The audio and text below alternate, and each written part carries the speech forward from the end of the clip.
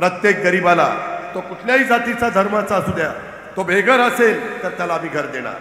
आज सकाळीच त्याचा आढावा घेतला. चीफ एक्झिक्युटिव्ह ऑफिसरला सांगितलं, कमी जर घरं पडत असतील तर सांगा, उद्दिष्ट वाढून देतो. पण माझ्या कोल्हापूरमधला, जिल्ह्यातला एक देखील कुठल्याही जाती धर्माचा जर व्यक्ती असेल तर तो गरीब असेल, बेघर असेल तर त्याला आपल्याला घर द्यायचं आहे. तो कार्यक्रम आपण राबवतोय. आम्ही 0% व्याजाने तुम्हाला पीक कर्ज देतो 3 लाखापर्यंत. सावकाराच्या दारामध्ये माझ्या शेतकऱ्याला कोल्हापूरच्या आपण जायला लावत नाही. इथं माझ्या लाडक्या बहिणी बसल्या, तुम्हाला सगळ्यांना नमस्कार.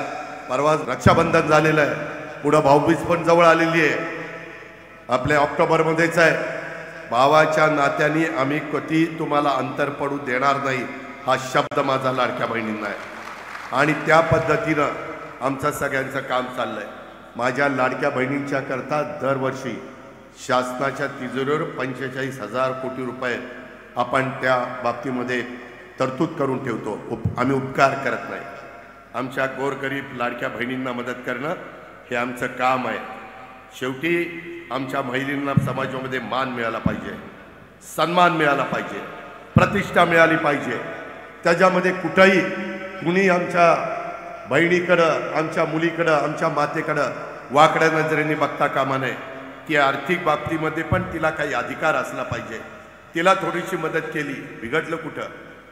शेवटी हे राज्य सर्वसामान्य जनतेच्या करता असतं.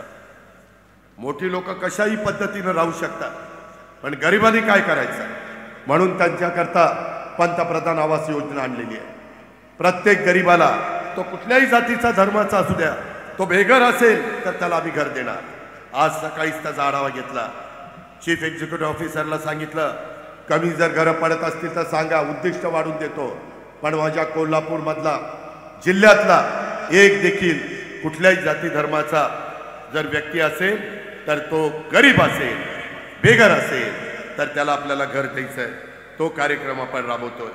आम्ही 0% व्याजाने तुम्हाला पीक कर्ज देतो 3 लाखापर्यंत.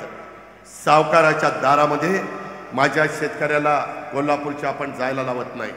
स्वतः जिल्हा बँकेचे चेअरमन बसलेत, बोर्ड बसले, सगळे मिळून ते काम करताय. आज तोही एक प्रकारची मदत आपण त्या शेतकऱ्याला करतोय.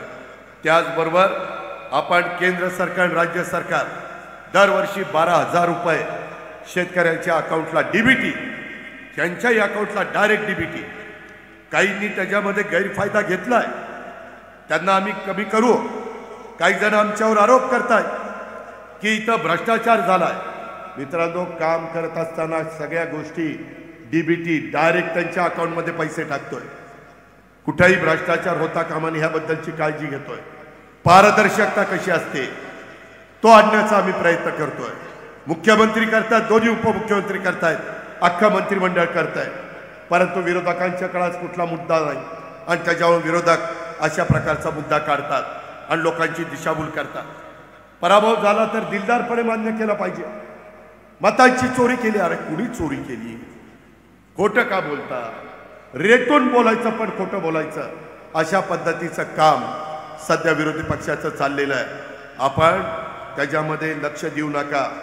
मी तुमच्याशी कधी खोटं बोलणार नाही. जोपर्यंत जीवात जीव आहे तोपर्यंत जनतेला मी खरंच सांगेन. एखादी चूक झाली मी तुमच्या दारात येईल, तुमच्या पुढं सांगेन, हे माझं चुकलंय, मला माफ करा. कारण जो काम करतो तोच चुकतो, जो कामच करत नाही, चला कामच करत नाही कसा चुकल? त्याच्यामुळं माझी आपल्याला विनंती, आम्ही अनेक चढ उतार बघितलेले. कधी माझ्याकडनं पण एखादा शब्द गेला, परंतु इथून पुढच्या काळामध्ये आपल्याकडनं चूक होऊन द्यायची नाही. आपण 13-14 कोटी जनतेचं प्रतिनिधित्व करतो. माझ्याकडनं चूक झाली म्हणजे ती महाराष्ट्रातल्या जनतेचा विश्वास, त्याला मी तडा दिला, असं ती घडेल. या पद्धतीनं आमचं महायुतीचं सरकार काम करत आहे. बाळ, फ्रीजमधून श्रीखंड काढ ना. आम्ही पूर्वी घरीच बनवायचो श्रीखंड, त्याची चवच वेगळी होती. आता काय सगळं रेडीमेड. आजी, हे श्रीखंड खाऊन बघ. आज तुझ्या आईनं घरीच बनवलं की काय? हे आहे गोकुळचं श्रीखंड. अगदी जिभेवर रेंगाळणार. जिभेवरच नाही, तर मनावरही रेंगाळणार. गोकुळ श्रीखंड, मनावर रेंगाळणार.